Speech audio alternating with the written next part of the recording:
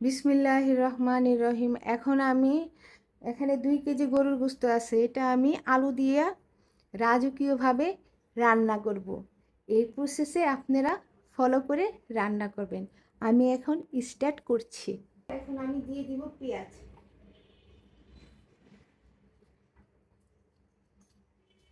তারপর আমি দিব আদা রসুনের পেস্ট, তারপরে আমি দিব 2 কেজির জন্য 2 চামচ মরিচের গুঁড়া, 3 চামচ দিলাম, আর 4 চামচ দিব হলুদের গুঁড়া, 1 2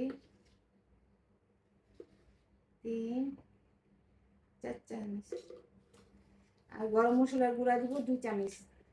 2 কেজির জন্য 1 চামচ, 2 চামচ। এখন দিয়ে দিব লবণ, সয়াবিন তেল,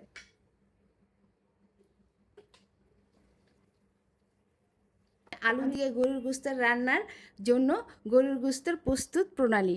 আমি এই প্রসেসে আমি এই গোশতটা রান্না করব। আমি 2টা তেজপাতা দিব, 2টা দারচিনি দিব, 2টা এলাচ দিব, 3টা লং দিব, পেঁয়াজটা দিয়ে দিব।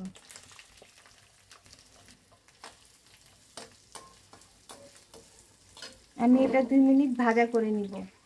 আমার পেঁয়াজটা 2 মিনিট আমি ভাজা করে নিয়েছি, পেঁয়াজটা ভাজা ভাজা হয়ে গেছে। এখন আমি যে গোশতটা মেখে রেখেছিলাম সেটা এখন আমি দিয়ে দিব।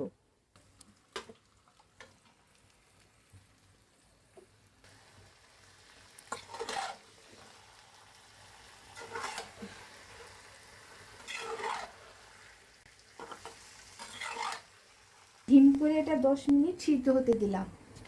ঘুষতে দেওয়ার জন্য আমার আলুটা ভাজা ভাজা হয়ে গেছে, আর এটা এখন আমি উঠিয়ে নিব।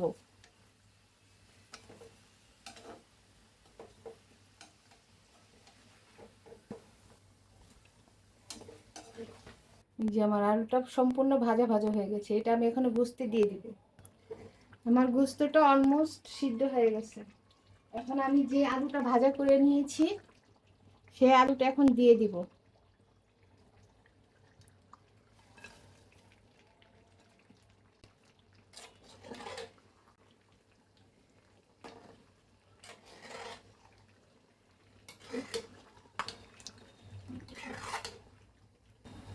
এটা আমি আর 3 মিনিট কষাবো আলু দিয়ে, তারপর পানি দিয়ে দিব।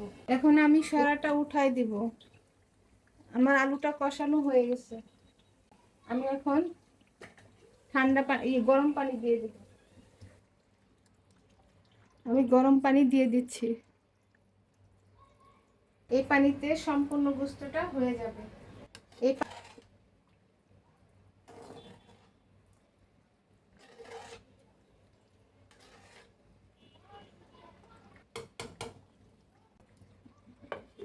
এটা আমি আর 5 মিনিট রান্না করব। এটা হচ্ছে গরুর গোশত আলু দিয়ে রান্না।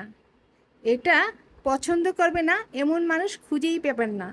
আমি যেই প্রসেসে রান্না করেছি, ঘরে থাকা সামান্য কিছু মশলা দিয়ে এটা তৈরি করেছি। এই প্রসেস ফলো করলে আপনারা যদি এভাবে রান্না করেন তাহলে সবাই খুশি হয়ে যাবে, ছোটো বড়ো সবাই পছন্দ করবে। রান্নাটা খুবই মজা, আলু দিয়ে মজাদার গরুর গোশত রান্না। একবার হলেও ট্রাই করবেন। আল্লাহ হাফেজ।